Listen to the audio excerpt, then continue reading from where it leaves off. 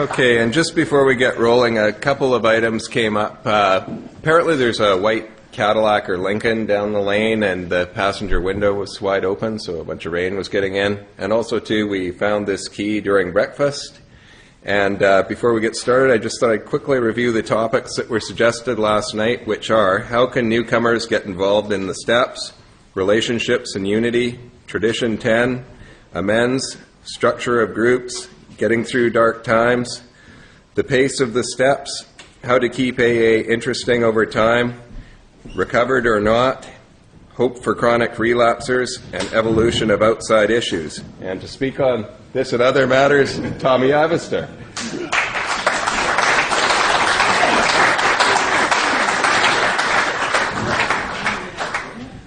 We should be able to get through all of that before lunchtime with a break built in, particularly with rain outside. Good to see everybody. I hope you had a good night. I slept in. I almost made it till 4 o'clock, and then I had to get up. I don't know. I've had an urgent need to get on my feet. It's good to see everybody. Good breakfast, eh? Yeah. Those folks know what to do. I'm going to have to get out of this anyway. What I did was I took what Bill gave me, then I just added a few little doodles to it. Now I think what we try to do is, since we're going to goof off this afternoon, is we'll focus primarily on the things related to the book and getting started and the step process and group things, the things that help somebody get into the program and stay. And we'll deal with that primarily, and then move into the unity things this evening and visit traditions a bit, in particular how they relate personally and to some of the relationship stuff we were talking about, which is what traditions are about. So we'll deal with that this evening, and then tomorrow I want to deal with what brings it alive. What is it that makes the program really grow and become more satisfying rather than old hat? What is it that keeps old members young? I've been here a long time, and I think I am probably as active now as I've ever been in my life. It couldn't be much more active, and I wouldn't want it any other way. I'd deliver me from sitting around staring at my navel and reading lofty books about some old dude that's been dead 200 years. So I don't want to get into that just yet. I'll save that for the old folks, and I'll stick with this. So I'm active not because I'm a dedicated idiot. That helps, but that's not the real reason. I'm active because what I found is just what I said last night, that pink cloud honeymoon stage lasts as long as we do the things that make it happen. And the minute we quit, it quits. And so that's why I do it, because I'm greedy. I want all I can get. And so how do we get people started in that? I noted a few things that I just kind of highlighted to visit. And, of course, naturally I'm going to put stuff in the context of my own experience rather than philosophize and tell you what I read somewhere, unless it's in the book. And I'll just kind of go through these, and it won't be an orderly process, but it'll be try to stick to the things that folks were concerned about getting a little bit more deeply involved in. And again, by all means, feel free to join in. You don't have to go to a mic anywhere. If you'll just speak up. Am I telling the truth? Sure. If you just speak up, it'll pick up. Okay, no problem. All right, so by all means, join in. And don't let it be a speaker meeting. I will if you let me, but don't let me. It'll be better for everybody concerned. Now, I'm just going to try to kind of trek off on these things. How can newcomers get involved in the steps? And God knows there are tons of ways, and you probably know as many as me.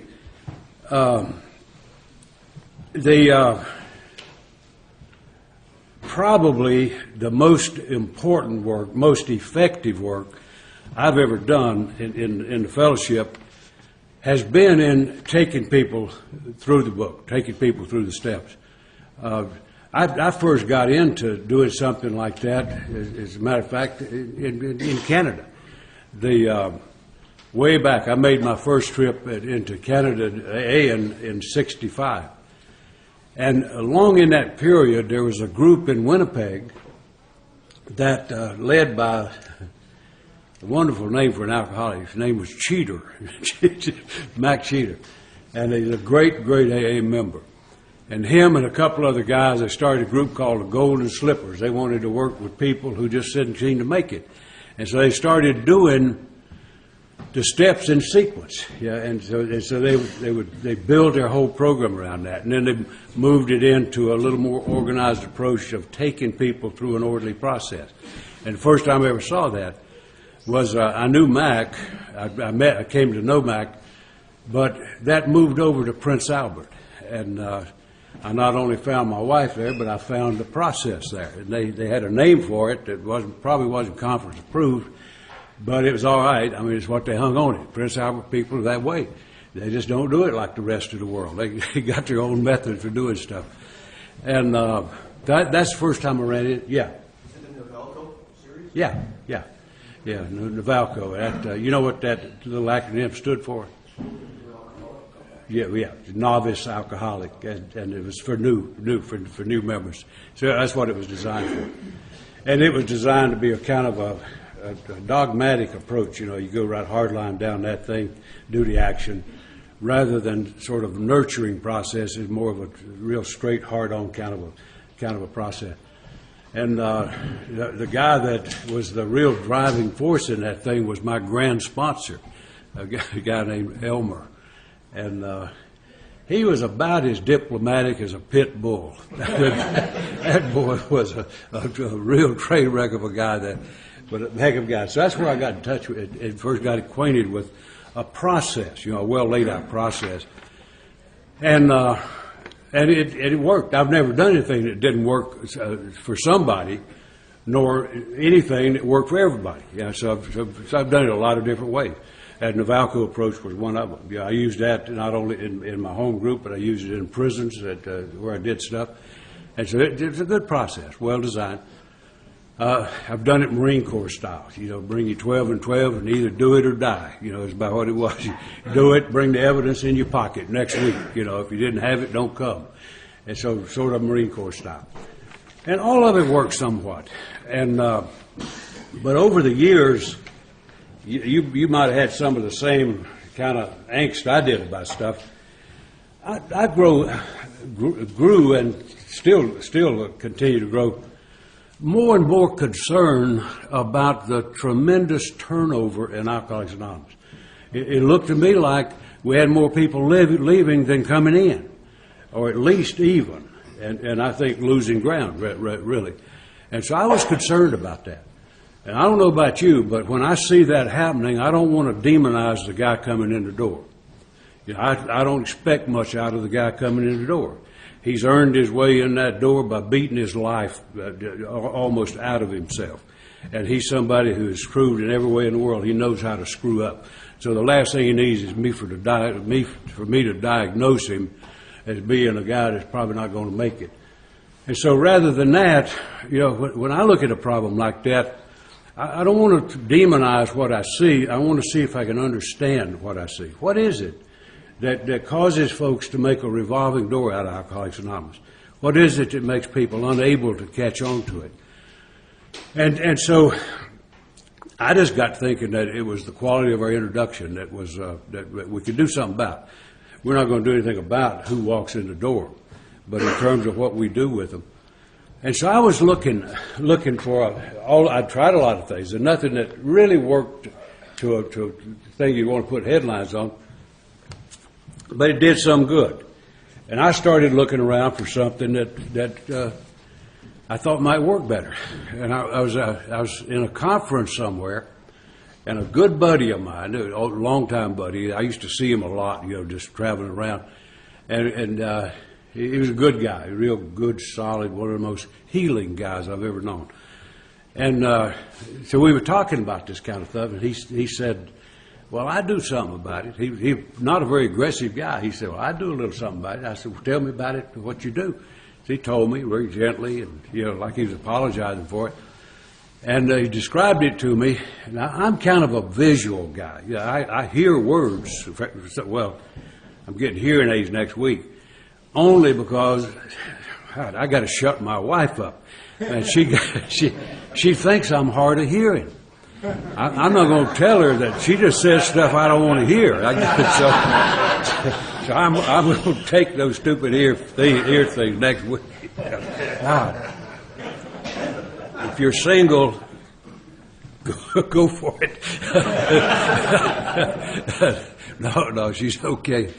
But anyway, this guy was telling me what he did. I said, show me. So we literally just dragged up some chairs in the corridor of in a hotel.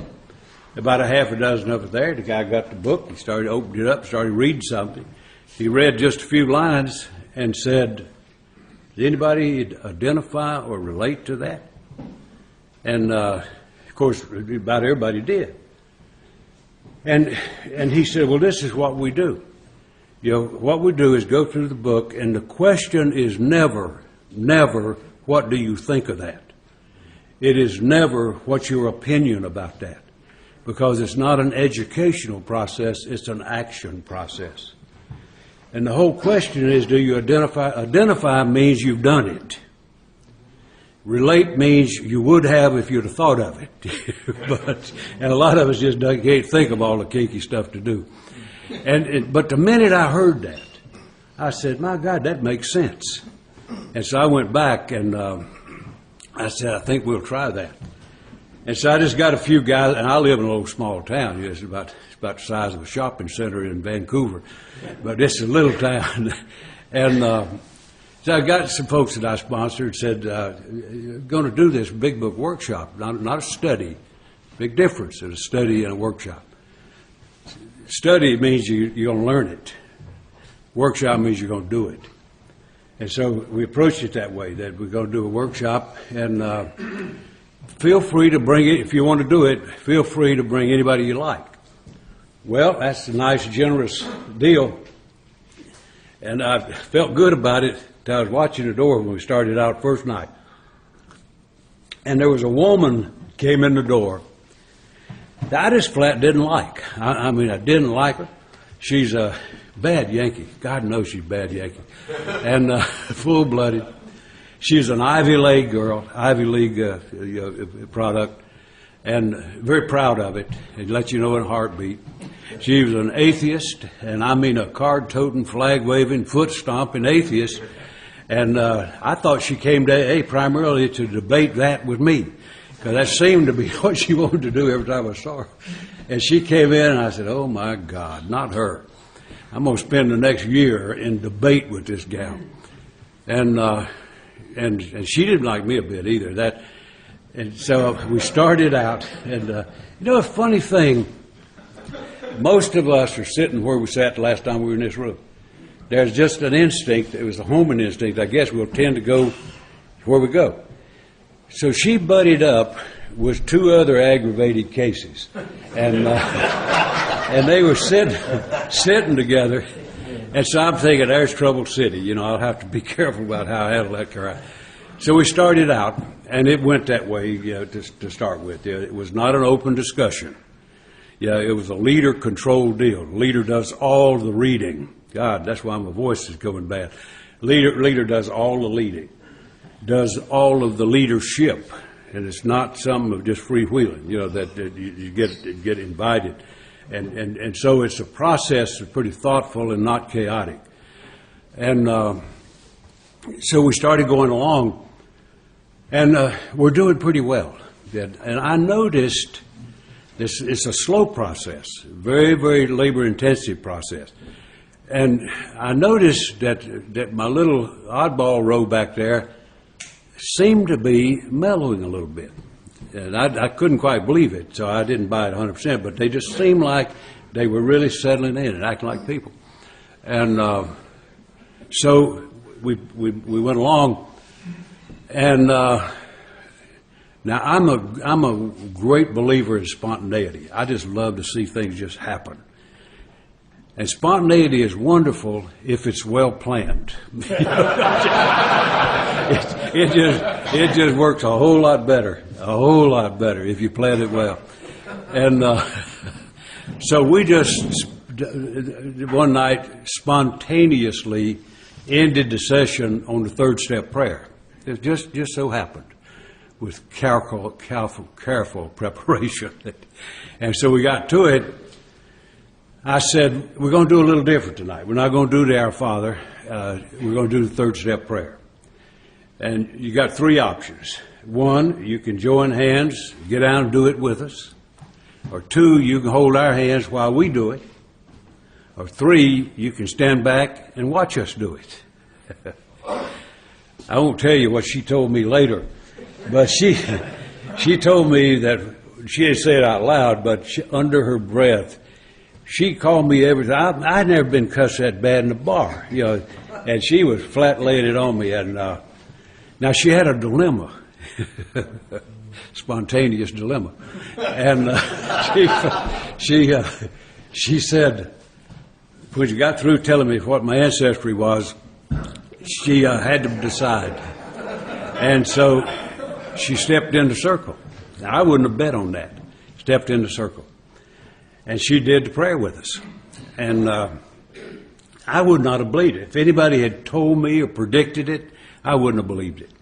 But that gal was changed. Now, I don't mean burning bush and changed immediately. But she almost at once started to soften, started to hear, started to engage and not be the resident critic that was standing back reacting. She started getting involved in the process. And if anybody had told me, I wouldn't have believed it. She became my alternate. If I had to be gone, I'd made a commitment I would be there every Tuesday night if I possibly could. And everybody else made the same commitment. But there were times when I just simply had to honor a commitment somewhere. And so she was my backup. I wouldn't have trusted her with my dog. And here I'm trusting her with all the folks there, including my sponsorship line. And she did a great job. Great job. And if nothing ever happened beyond that, it would have been worth everything we did. Because that gal right today, she's sober many, many years, and she's probably the warmest, most gracious, effective woman member in my area. And if I have anything going, if I've got a woman coming into town from somewhere and she wants to get in touch, or she's got a crisis with a woman, that's my go-to person. If I never seen anything else, it would have been worth it to me. Because what it showed was that there was something powerful about the group phenomenon.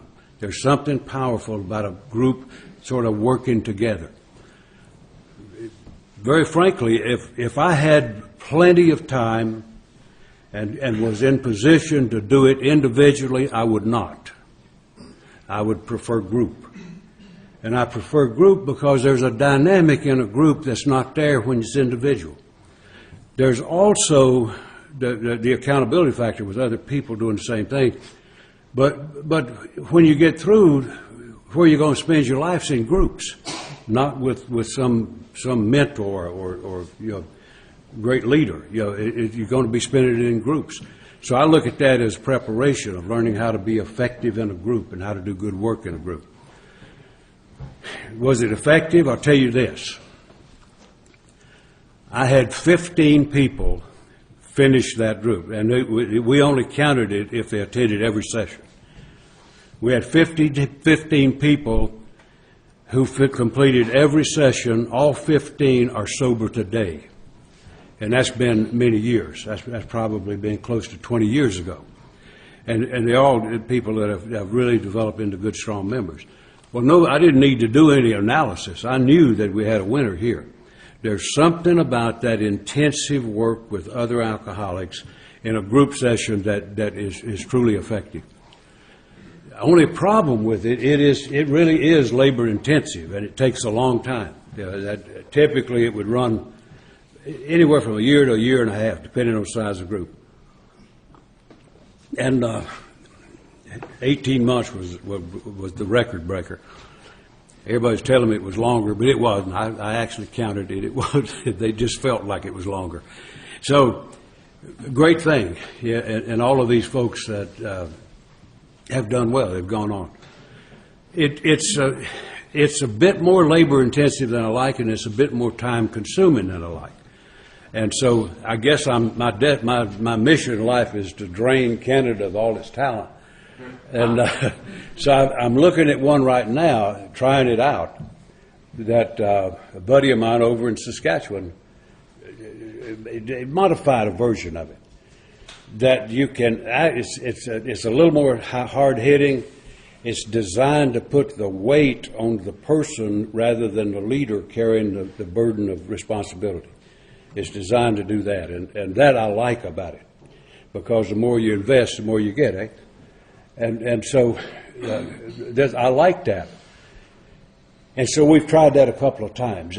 Right now, I'm just observing to see what the long-term result is. Short-term is good, but whether it's going to be a hold-up and stand the test, we'll see. Yeah? You said about a year and a half. Are you including people that are just coming in? Yeah. That was my concern. If plenty of time with newcomers. Yeah. If they happen to be there at the right time. We don't add anybody. Once it starts, that's the group. No, what I mean is someone who's, say, sober, maybe they've had to go to detox or hospitalization, have come out and brought into a home group or so forth. We would welcome them Spending into a it. year and a half to work through the steps. Yeah. That's where I guess I wonder and question the concern if that's a long time for someone who's looking for the relief of the inside problem. We've had some minor dropout. That it typically we'll get some like you're talking about that are new or that have been revolving door type. We'll get some of those. You have some fallout, that'll happen in that. It's for not only with newcomer type but that's going to happen. And so a lot of people are not willing to pay the dues. And when you make a commitment to be there every Tuesday night for a couple of hours, that's a commitment. And you don't miss. You don't just hit and miss to do that. If you do, you destroy the process. So it's not geared to newcomers, but it will handle newcomers. We've done it, for example, the shorter version we've done at prisons and had good luck there. So we're fishing with that new one. Whether we're going to do that or not, I don't know, but that's one we're looking at. But the other one I've been delighted with, but just the duration of it is really daunting. And yeah. Uh-huh. Sorry. Speak up a little bit. Do you use just the big book for that session? Yeah. Yeah, just a big book. Yeah, we don't use any other material than that. And it's not a regular meeting. It's not a part of a group. It's just a group of people. We meet in my home group's meeting place only because it's available. But the whole purpose is to go through the book, and the book is the program of recovery. And so just to work with steps, just pull out the steps and use them, kind of shortcuts a lot of stuff.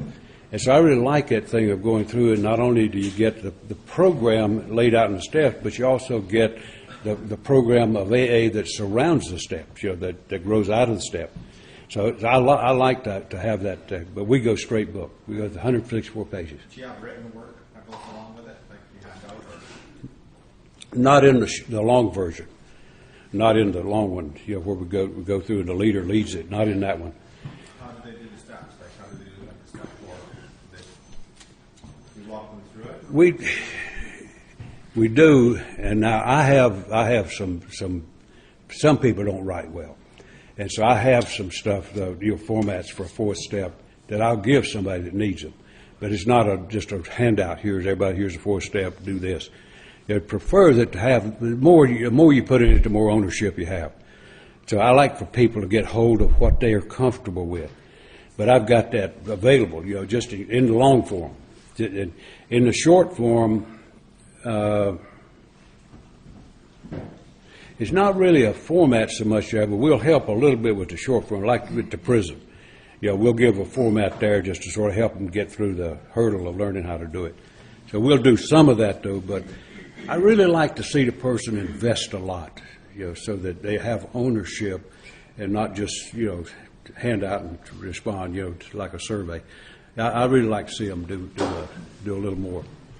I'm a slave driver, is what it is. How do you motivate someone to invest like that, though? Is that something that has to come from inside them? Because, I mean, if you look at what it says, even in the big book, it says if they really want it, 50% of people will get it immediately, 25% with a little bit of research, and then 25% it says won't get it. They'll show improvement, per se, right?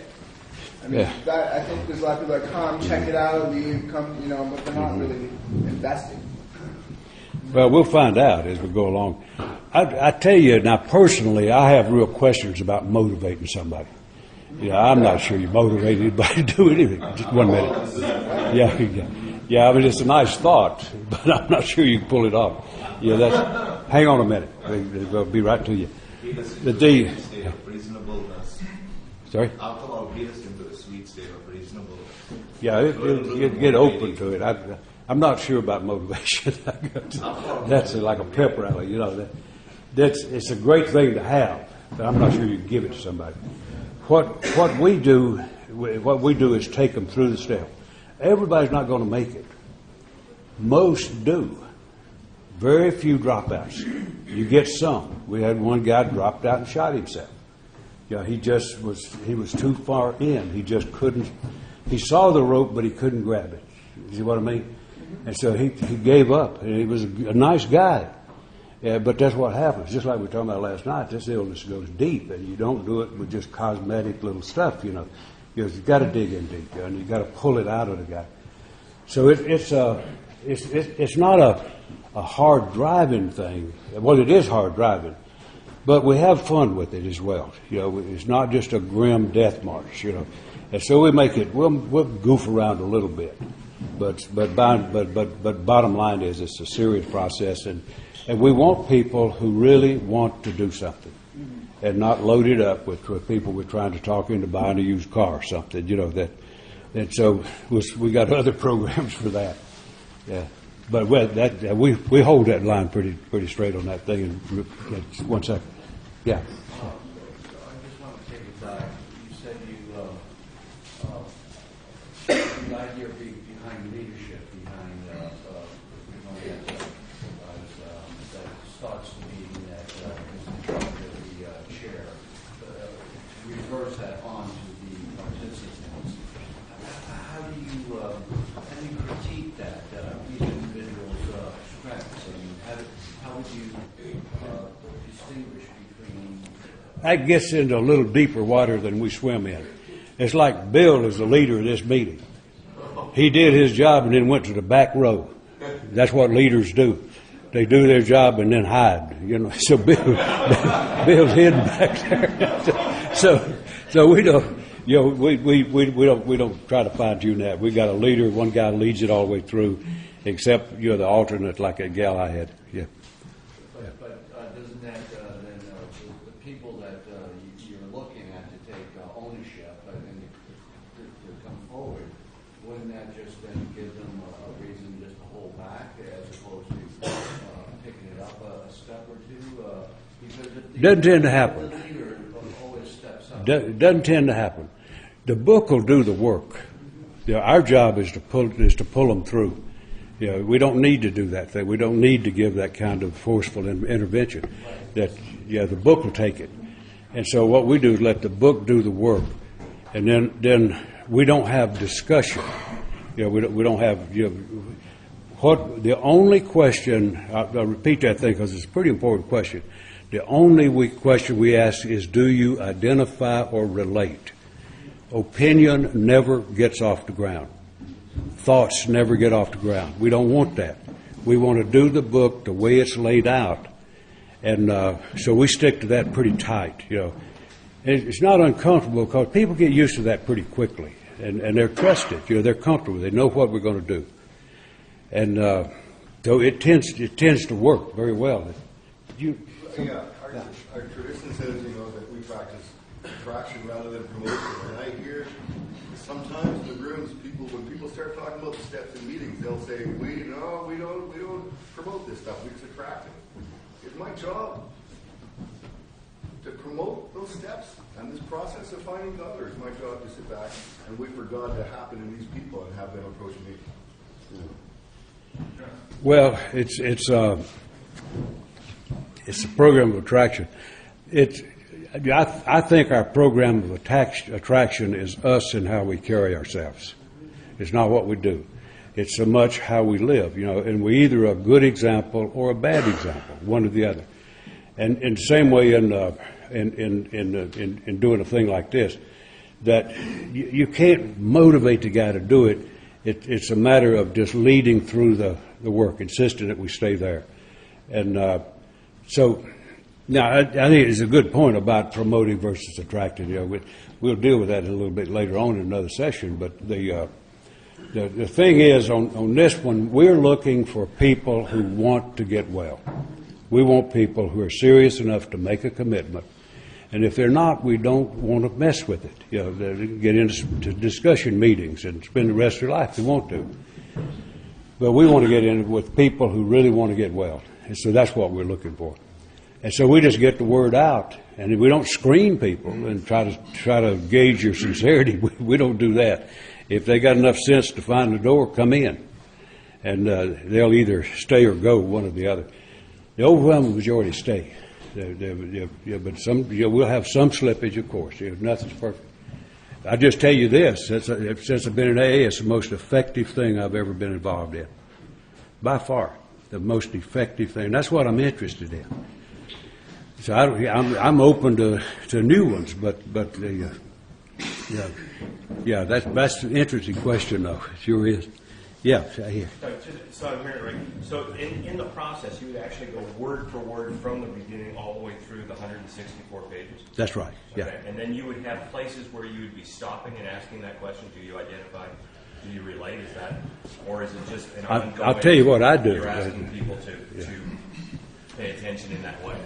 What I do, now I cheat just a little bit. I've got the book on tape. Right. And when I've got a session coming up, I can, good God, even I got sense enough to anticipate about what we'll cover. And so what I'll do is put that on when I'm commuting. You know, I was working when I put the first one on. And when I'm commuting, I'd play that part of the book over and over till I was satisfied I really understood the message of it. Because if I'm going to lead it, I got to know where we're going. And so what I'm doing in that is there'll be certain points that I want to kind of draw people out. You know, so it's not just reading and listening. It's more a matter of strategically saying, call on somebody. You know, say, hey, do you identify with that? You know, and then just engage people, not just waiting for a free-for-all, but just strategic leadership. You know, and I think leadership is critical in a discussion. I absolutely despise meetings where somebody just puts something on the table and then sit and talk. I mean, God knows, man, I might as well be in a pool room, for the value it has for me. So but that's what I do, and that's the kind of preparation. So when I get in, I know the group, and I'll kind of strategically call on somebody that I think is going to really have something to say or needs to say something about that. So that's what I do in terms of the leadership in it. So you have an idea of, say, for example, you're saying the longest one was 18 months, so Yeah. 164 pages. You're on average, you're about 3 pages a session. Do you have it kind of bookmarked beforehand that you have an idea, I want to get through these 5 pages tonight, or No. nothing set up in advance? No, not really. I may have an ambition, but I don't have a real cutoff. The one that lasted, I made a bad mistake on the one that lasted 18 months. I had 32 people in that group. That's too many. That is too many. And my God, they about drove me crazy. And I'm the one leading the parade, so I couldn't criticize anybody. I thought very appropriately we ended on Halloween night. I said, come on, guys, we're done. But yeah, that was just that kind of bad planning because it was open door, we didn't close the door, and 32 is too many. That 50 is kind of an outside deal. Yeah. The question was asked last night about the 8-day step group, and The what step group? the 8-day step group. There's a workshop that's happening in the Vancouver area, and it's going through Okay. 8 days. There's probably been about 500 people go through that. 100 of them have gone through my home, and there's a couple that are doing the work. And it was explained to me that in my experiences, I've done these longer step groups where it's taken me like 9 months, 10 months. And, my experience in that is I relapsed through that. And Phil Wilson was having real trouble at the beginning getting people sober by just working the steps. And he wrote Dr. Bob and said, like, he was having great success over there, and said, like, how are you doing it? And Dr. Bob wrote back one sentence and it said, we're getting them to God quick. So in my experience, the 8-day step group, I'm really looking forward to hearing what you have to say about the shorter term step groups that are going through. Because the advantage of what I'm seeing is the importance of that is not only do we crave that fellowship that grows among us. And so, it's like a year and a half ago where I had one friend that I could count on going through that 8-day step group with like 10, 15 people at a time, resulted in having a good pool, a good resource group to go to as support. We had like 86 people in our backyard for barbecues and that type of thing. So I think the importance of that is for the newcomer is getting them to God quick and getting them into the fellowship and watching how recovered alcoholics move through the meetings and help others. So I just was interested to hear your point on that. The concern I have, well, my God, the market is flooded with get sober quick things. I mean, we got stuff being generated by every state in the nation that's got the better, quicker way or whatever. I personally am leery of quick fixes. If you shorten it too much, what you're doing is reading the book. It is not for understanding, it's for experience. The book is a guide to having the experience. And that's why I don't like to rush through it too much. My suspicion with that shorter version is it may be too quick. That you look at it 4 months. But we limited it to 10 in that one. We limited it to 10. They were doing that in 18 days.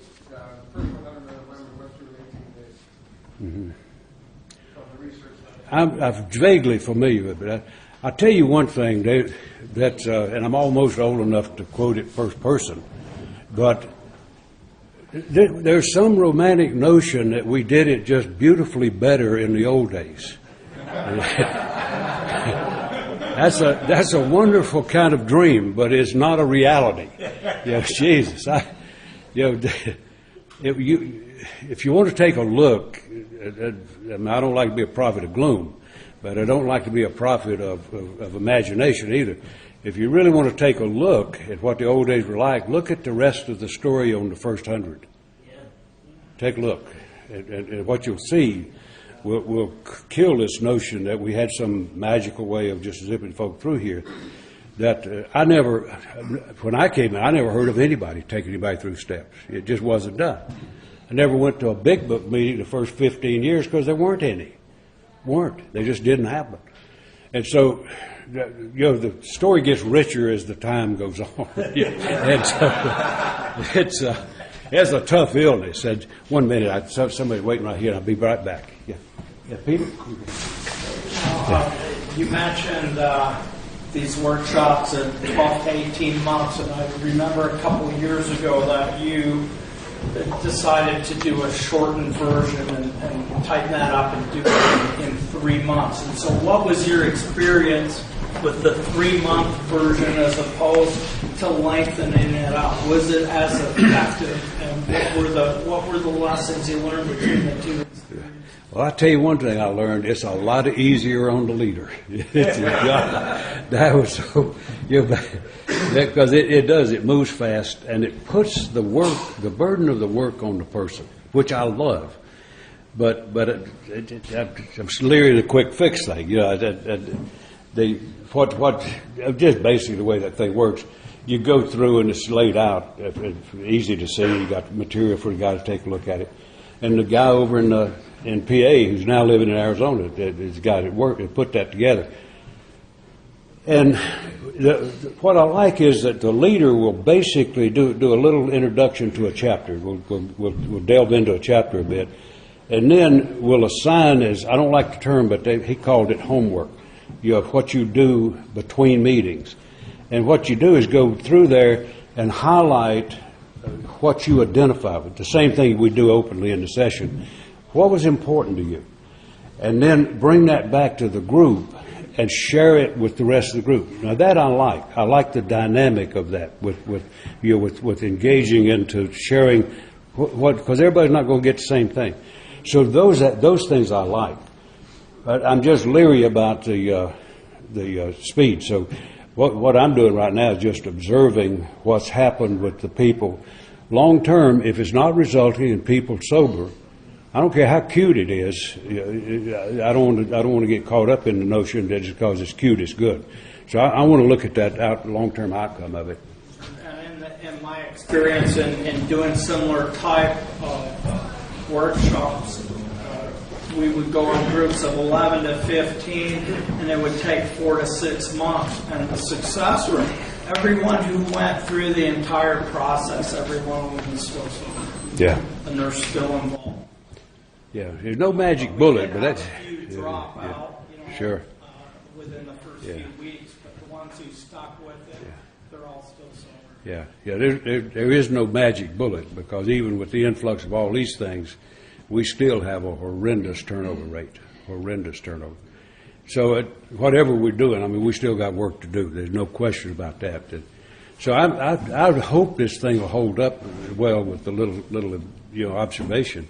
Well, it sure gets easier on the... One second, I believe there's one more right here, and I'll be right back over there. You had your hand up. Oh, yeah, I was asking a question about the 8-day thing, right? About what? You've been sober a while, right? Well, not long enough, but a long time. 50 plus years? 53. So you've probably been around when Dr. Bob and all of this.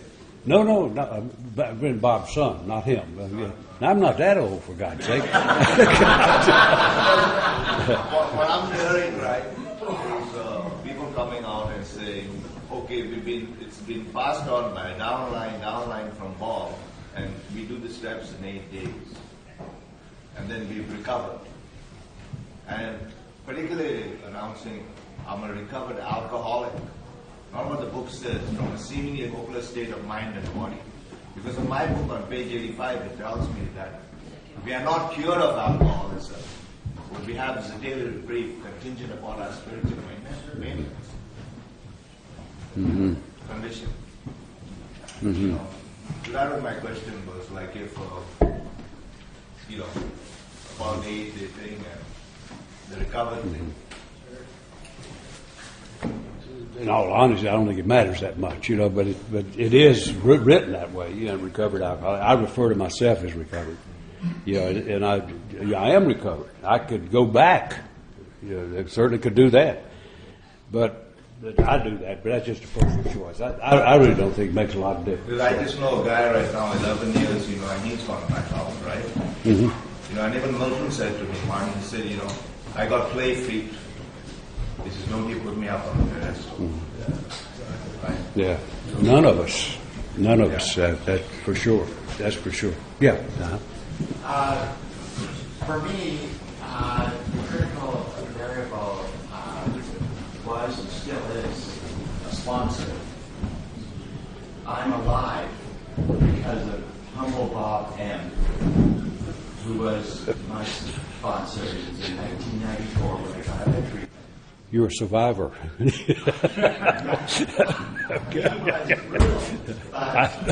Somehow, God, my understanding, helped me listen to that letter. And because of his directness and his honesty and his ability to sort of move at the pace at which I could, but he actually pushed me, really. And I'm alive, I have a family, like all the things that fall out of that. The critical variable, could you comment on that? Like a sponsor, pretty well putting the word go if you can possibly get a sponsor. For anybody. I think it's an excellent observation. And the thing, I won't get into a whole bunch of the whole stuff surrounding it, but, well, just like illustrate the deal. Now, I'm sure this is an above-average group of AA members.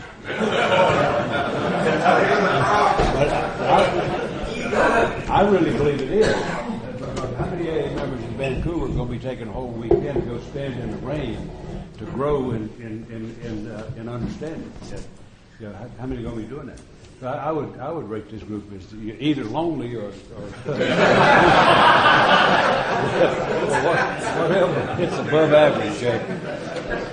And I would just sort of take a wild guess that probably 75 to 80% of this group have never experienced a 12-step call as a provider or consumer. I'd almost lay money on it. Because what happened, I think it really impacts on what you're talking about and on what we're dealing with right now. As we started, thank God we started to develop treatment in this world. I never went through anything. It didn't exist when I came along. But thank God it did come along. But when it came along, it had huge impact on how we function in AA. Quite frankly, I just don't think we dealt with it very well. I don't think we adapted to a changing world.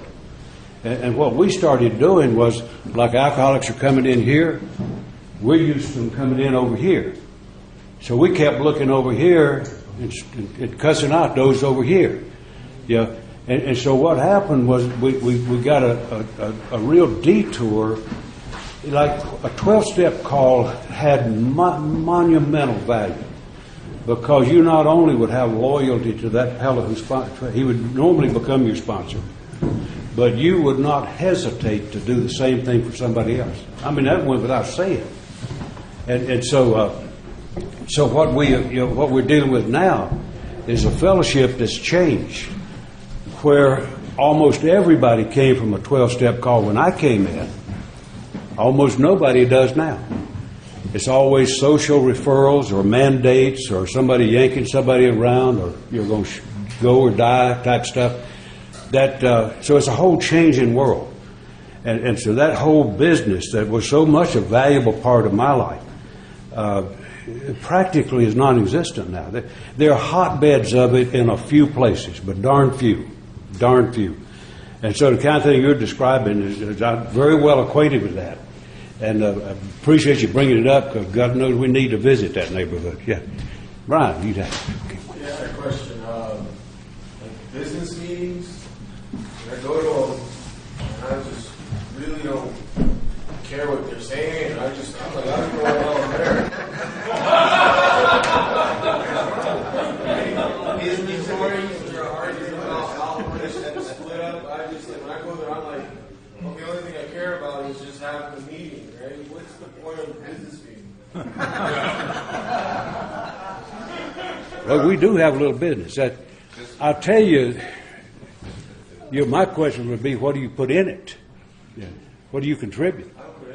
Okay, that's obvious. That's obvious. But the thing is that if I don't participate in it, it's going to be relatively meaningless. And I'd ask the same question. Most anybody that's complaining about something, my standard thing, well, what are you doing? Instead of telling me how bad it is, tell me what you're doing. Tell me what you think we can do to make that better. And we typically don't. We'll back off and throw rocks, And so, business meetings can be a pain. They're not a pain in my group because they're well organized. When we meet, our GSR's made up an agenda. When we get through, we have meetings on it. We conduct business the way it's laid out. That happens in strong three-legacy groups. It doesn't happen in more casual one-legacy groups where you just deal with recovery. And so we'll talk about that a little bit more. But I just like the 12-step call is so vital. So is solid, well-developed 3 legacy groups. So we study something more than just me and mine. And so, yeah, we'll deal with that a little bit more, Brian, but you bring up a good point. But you bring it up in a way that you invite bricks. Yeah. Wait 1 second. Now, be right back there. Yeah. I think my first my first business meeting was a serenity test. And I think for every newcomer, when they go to a business meeting, they say, well, where did all the fellowship go? Why are these people at each other's throats? There's a real passion about doing things for your group and carrying the message. Unfortunately, we're sort of divided sometimes, and we have to go back to the principles that keep us together, the traditions, and our common welfare does come first. And this is something that it took me a while to learn. But that wasn't what I wanted to talk about. What I wanted to talk about was on the meetings. The 2 things that you brought out that really make a lot of sense is, one, that we have to identify the disease. There's a thing in human nature that says God helps those who help themselves. And this keeps raising its ugly head in our fellowship because it says that God is doing for us what we couldn't do for ourselves. And I'm finding success with newcomers once they get the idea that they are in a situation where God helps those who let Him. And I think the process is getting us to the point where we surrender to the point where we can let God work these things in our lives. And we can disabuse ourselves of the idea that we're doing anything. We're just showing up. This morning my sobriety came to me. It was gift wrapped. I didn't have to work for it. I didn't do a thing for it. It just was there. My only requirement today is that I have to maintain that for the rest of the day. If I don't want it anymore, all I have to do is turn and look God straight in the eye and say, take this gift and shove it up your ass. I don't want it anymore. And we call that a slip. Thanks. I would remind you of one other thing. You not only to wear the gift well, but to share it with others like you just did. Yeah, thank you for sharing that. Yeah, very much. Yeah, right on. That we got some ragged stuff to deal with. I tell you just one more thing, and I'm going back here in the kitchen. Where the food is. The thing about a business meeting thing, but you remember? Well, I don't know if you remember or not, but in 1955, not 1855, Bill, when at the Kiel Auditorium in St. Louis, and if you don't know about that, read AA Comes of Age, and you'll learn all about it. But in 55, Bill, in effect, turned the fellowship over to the membership through the establishment of the General Service Conference and all of this that put our structure together, under the notion that the grassroots, the home group, would literally be the heartbeat of AA and would be the driving force. And unfortunately, that dream has been more of a myth than a dream realized, I tell you that. I was sitting in my home group one night in what would have looked like a business meeting, and toward the end of the meeting we did, if you don't know about this, learn it, please. Each year we do a pre-conference report where each group is asked to review the things that are going to come up in the conference and to state a position. That's where the group conscience is expressed. And we were doing that. And we got finished up, and I kind of looked at the bunch and I said, the same question I asked you. I said, you remember what Bill did in 1955? He set up the self-fellowship so that he and Bob was already gone, but so that they would move out of the way and the leadership would go to the membership. And I said, now I don't know where Bill is, but if he's looking and watched what we were doing tonight, he would smile. Unfortunately, if he looked at most groups in the country, he would say, you got to be kidding.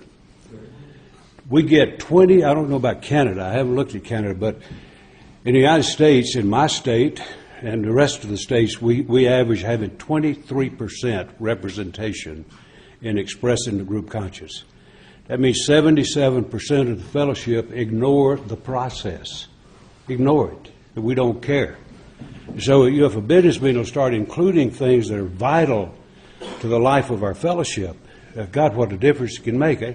So it's all what you put in it, and that's why I like strong, purposeful groups. The kitchen, I'm sorry, guys, I was trying not to ignore you. Thanks a lot, Tom. Hey, I really appreciate what I've heard so far, and I enjoyed your qualifying yesterday. And one of the things that I like what you said about is the interaction, because really no one has the answers, do they? We just have experiences, right? And for the amount of guys here that, I don't know, I got my freedom from Alcoholics Anonymous by doing the steps, right? And the worst thing about it is I didn't get in there early enough to do them, right? So by doing the steps, I got introduced to God, right? And by being here for a few years, and don't get me wrong, there's not a meeting I don't go to where the old guy that's there that comes every night that I go and say hi, because those are the people I learn from, right? So by being here for a few years and seeing what's happened, I've realized that when we get a group of guys like this or a meeting that's together and everybody's telling the truth, the spirituality that comes from it is phenomenal. Would you not all agree? Yeah. It's amazing how it happens, right? So when I come in and I'm one day sober and I'm shaking like a goddamn leaf, and how am I supposed to be enthused, man? I just want to live, right? Either that or I want to die, right? I want to do something, right? So I really have had experience with this 8-day course on the steps, right? Because the steps work, the steps will still get through. In fact, I got through in a few weeks myself, and how I got through is by two guys doing a big book study out of Calgary, right? Guys like yourself who devoted their life to doing it, right? I pulled in, I say, what is this 2-in-1 big book thing? And they told me. I figured, okay, let's do it. I figured it'd be after motorcycle season, but no, it was within a few weeks. I was in the guy's house on a Tuesday night doing the steps. So the reason I'm saying it is because we can go on and on and on and on forever and thinking about it, right? But what got us better? The steps get us better. And how do we do the steps? As quick as we can, we go through them. So my experience has been, whether it's an 8-day or an 8-week or whatever, getting someone through the steps. So I think the biggest problem we have in Alcoholics Anonymous right now is we're watering it down, we're letting it go. And I think the old guys can contest to it, right? It says in the big book, when I've done 12-step, go find somebody, right? It tells me where to go find them, right? It tells me where to go find them and help them walk them through the steps, right?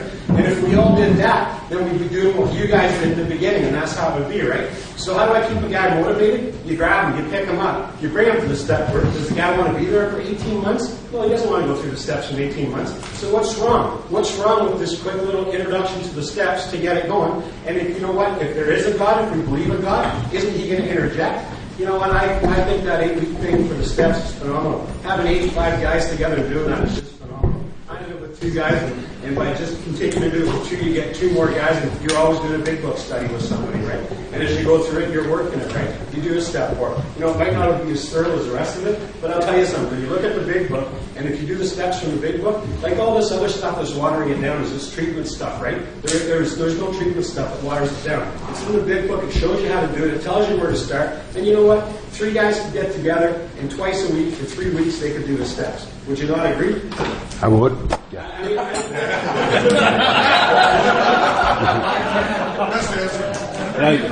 Now you could do them in one day. Now they may not have the depth, but you do have to dig in and take action. You do have to dig in and take action. So I did mine with absolutely no guidance from anybody other than just conversation with a buddy. And so there are 1,000 ways to do steps, and you can do them. The big thing is just taking the action. And if you take that, what I find in the steps is that each step prepares you for the next step. It's not a mentor. It's the way the steps are designed. Each one opens the door to the next one. And so it's just a logical process. And the more we can push people into that, the better. The steps are the heart of the program. Absolutely the heart and soul of the program. But that's not all there is to it. In terms of again, I won't go into all of the fellowship stuff. I wouldn't mind.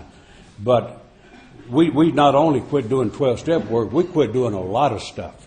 And as a fellowship, we're a fairly passive bunch right now. It comes to something, I don't know about Vancouver. You guys are a little more advanced than some of the world. But I'm being kind now. I'm letting my lack of information make me be benevolent.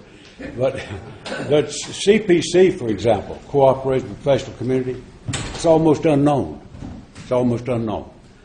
And if you read anything in our history, you'll see that one of the vital functions of those early people was developing relationships with the professional community.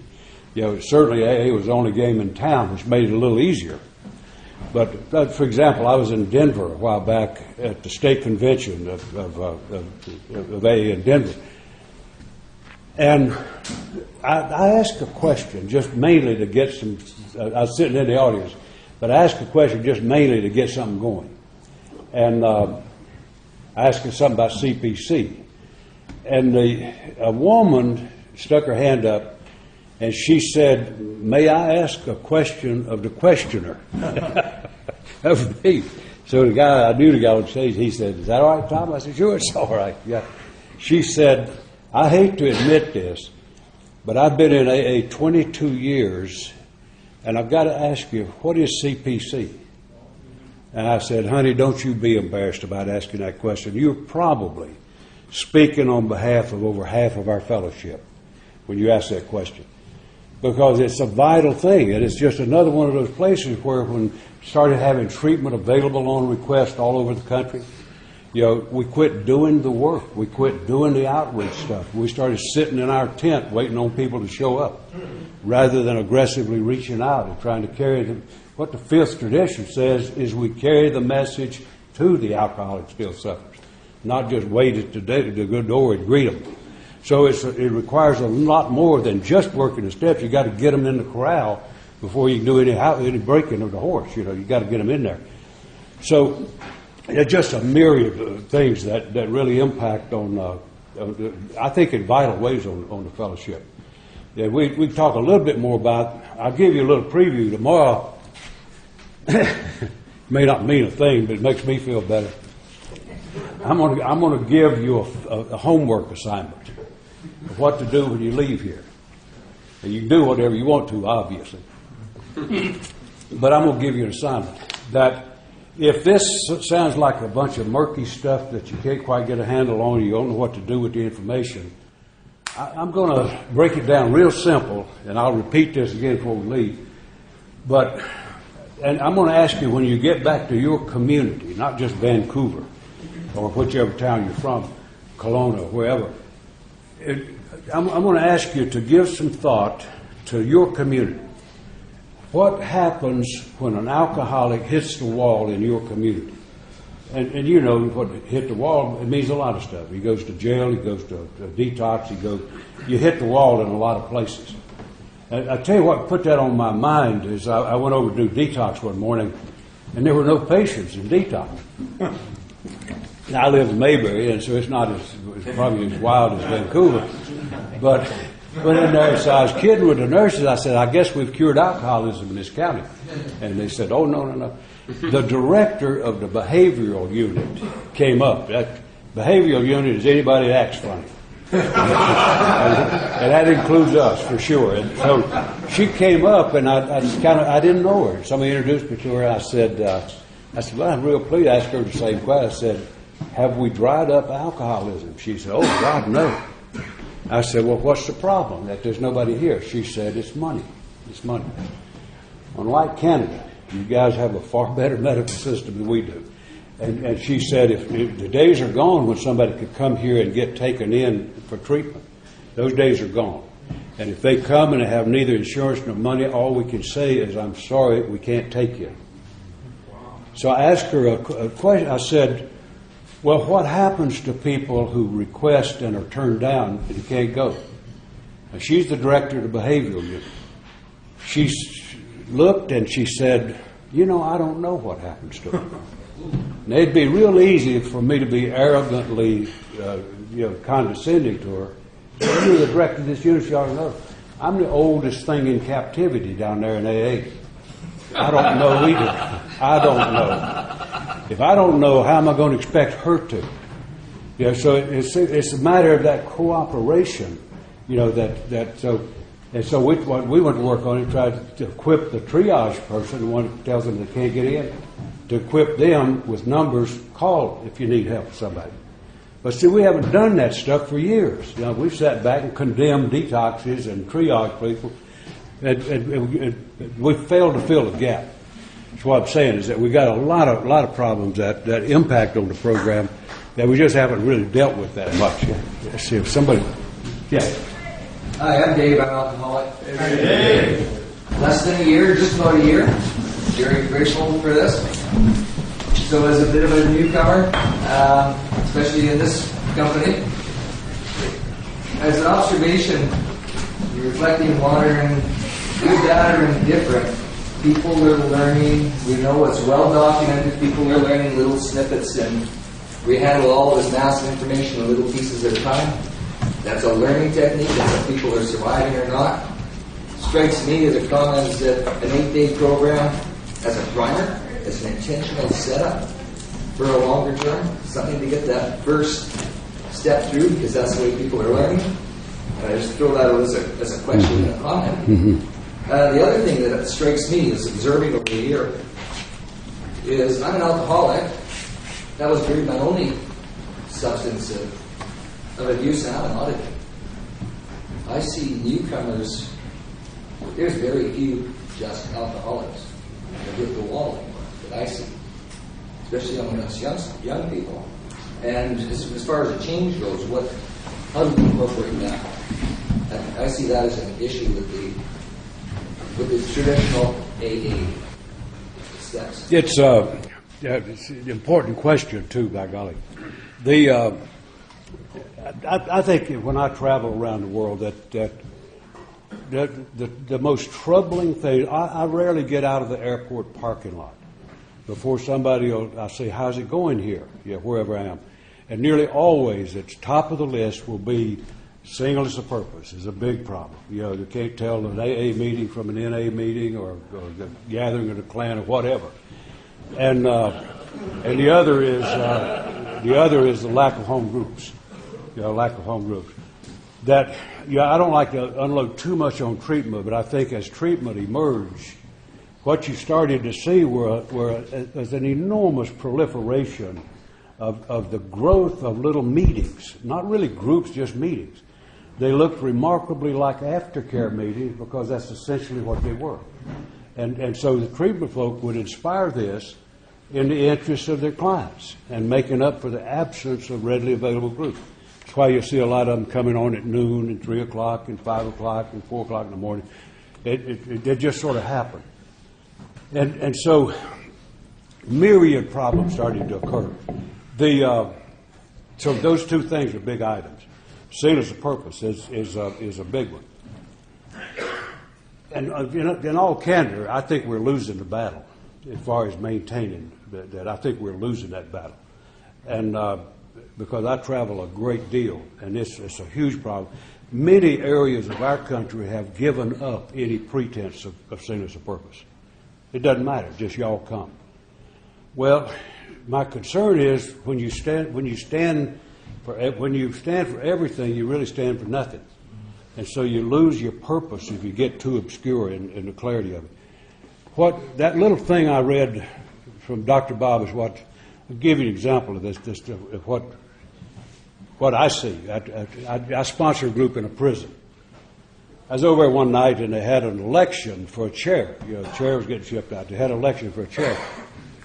And they went through it. They conducted a nice election. And then they nominated a guy named Mike that I knew very well.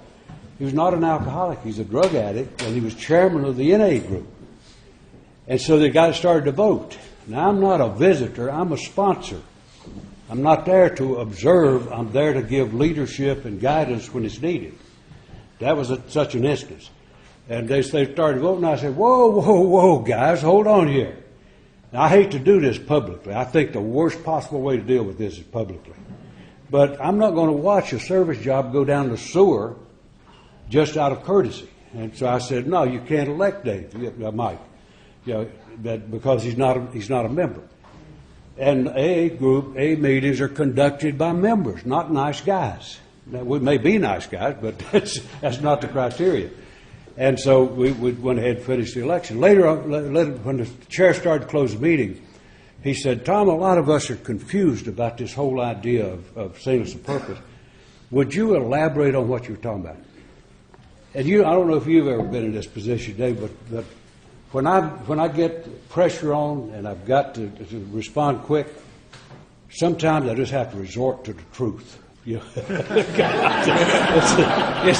it's a last hope. You know? But I just spontaneously, I've never used this before in talking about this, but I just spontaneously referred to that little paragraph there that Dr. Bob I mentioned in the opening session, that the little thing at the end of his story, and where he's describing what happened between him and Bill, and the fact that what he did was identify with Bill. It was the layman teaching the professional, but he wasn't trying to teach. He was sharing where he was broken and healed. And that's what Bob responded to. He identified with that. Well, my belief, that's just a Tom I belief, but my belief is that forged the fundamental principle of Alcoholics Anonymous, that this is built around identification, not education. That's why we don't teach a big book. We take people through and have them have the experience. And I think it describes that if we say that we are a group of Alcoholics Anonymous, that we're going to provide a place where you can identify, I think we have an absolute obligation to deliver what we advertise. And I'll give you just one other example. This is kind of a hot issue. I had a deal. Now, our group, in 14 years, we had never had a problem with singles of purpose, not one single time. It's not because we're righteous and hard to find or anything like that. We're right on Main Street. The reason for it is we always have, we have an open meeting. We meet twice a week, have an open meeting on Thursday. On Monday, we break up into 3 groups, one of which is a newcomer group. And a newcomer group is an absolute cure for the problem of singles purpose. Most people who come in are just coming out of treatment or out of a cage or something. And when they come in, they're not sure what they are. Yeah. And so we have a newcomer group, and part of the criteria is to help people identify and locate what they need if it's not AA. We've never had a problem. But we had a guy, you can tell when somebody's coming in to plant the flag. Eh? I mean, you don't have to be a genius to spot that. So we had a couple of guys coming in, and they were deliberately announcing their presence. Yeah, not in words, but they deliberately announcing it. Well, I was trying to catch one of them just to have a talk with them, and they kept getting away. You know, so one night I grabbed one, and I said, "Let me just have a few minutes with you." And the guy said, "Okay." So we went down, and we started talking. I said, "Notice that you got this." He said, "Yeah, that's right." He said, "I'm an addict. I've done a lot of drinking, but I'm a drug addict. That's what I am." And I said, "Well, you know that you're welcome at open meetings. You know that. No question whatsoever." And he said, "Well," kept saying over and over, "but it's all the same. It's all the same. No matter what it is, it's the same stuff. Just call it a different name." I said, "Well, you're welcome to that thought. Yeah, but you're welcome to open meetings." So we had a good thing. Now, he was wanting to fight. He was wanting to have a big argument. And he kept saying it's all the same, and I kept saying, "No, we practice singleness of purpose." Yeah. So I stayed calm, and he was accelerated. Yeah, he was really wide open. And finally I said, you're aware, I believe, you're not a rookie here. You're aware that this principle has been in place in AA for 75 years. And he said, "Yeah, I'm aware of that." And I said, "I imagine you know that we're not going to change that because you disagree with it." And he said, "Well, probably not." and I said, "Our group has been here 14 years and we practice this principle. And you don't think we're going to change because you disagree?" He said, "No." And then we're settling down, eh? We're settling down. We're starting to communicate instead of clash. And he did. This guy was an alcoholic. There's no question about it. He was a double hitter guy. And so I told him, I said, "My God, man, you're home free. You can go anywhere you want to go. Just don't pollute one environment by bringing in the other one. Just identify what you are in relation to that fellowship. If you got both, use it. And if not, find what you are, find your home." And so we got through, and he got calmed down, and he said, and I hope you hear this, because I've seen it done in this city where somebody was humiliated in a group, dealt with publicly. And he said, "I guess you're not the first guy that's talked to me about this." And I said, well, probably. And he said, but I'll tell you this, you're the first one that's talked to me like a gentleman. Very important message. Very important message. I swear to God, I thought he was going to kiss me goodnight. Yeah, he was warm, he just as warm and appreciative of that. And when he went all the way down the hall, he turned around and he said, good night, Tom. And now he hasn't come back. And I wasn't trying to get him to stay. Well, I just wanted, and I told him, I said, my friend, I'm not worried about you. You obviously are somewhat knowledgeable about it. I'm not worried about you. You're going to be okay. I worry about the next alcoholic who walks in this room expecting what we say we are, and he finds out that's not who we are. That's who I'm worried about, not you. And so it's something we have to do. I think we have to deal with it with some sensitivity and some logic and thoughtfulness. I helped start a Narcotics Anonymous group, not as a member, but as a friend in 1958, because it was obvious that junk back then was all horse junkies primarily, and they just weren't fitting. And NA came into existence. We started a group, and that group's still there. So if you want to help, to me, that's the way you help, instead of just getting into this polarization thing, and throwing rocks. So it's a huge problem. One more right here. Yeah, try it. You mentioned about, going to the helping the alcoholics who are suffering loops for alcoholics. Now, my question is, I thought that we can't go to you have to have an alcoholic that wants the program, not someone that doesn't want it. You can't shove down the approach. Like, I got a cousin, and she drinks like an alcoholic, right? And I'd like for her to get this program or something like that. But isn't that a waste of time trying to, give this program to someone that doesn't want it? Mm-hmm. But doesn't that go against? I believe, Brian, that in fact, it's going to be part of the homework. I forgot to put the punchline on that homework for you guys. Yeah, I believe that it's a rare person who says, I think I want to join AA. We don't come here because we want looking for a fellowship. We're trying to get away from the fire, whatever it is. And so very rare that somebody logically comes to Alcoholics Anonymous. We usually come because we hit the wall and somebody does what needs to be done. And the game is over. That we don't do it because we're winning. And so, that thing about hitting bottom is very real. And so people don't hit bottom till the people around them quit softening the blow. And so alcoholics get lied to more than anybody on the planet. With people say, if you do that again, I'm going to do this, and then they don't do it. If you do it again, I'm going to do it.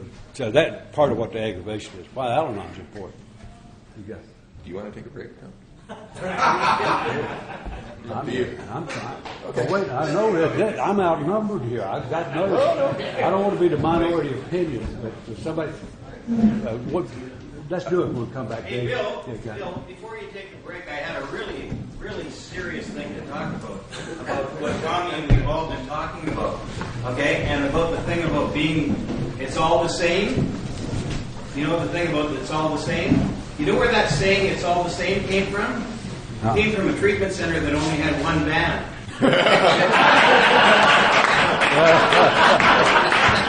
Bad. How about we take We'll take a quick 15-minute break here and stretch the legs and come back. Thank you.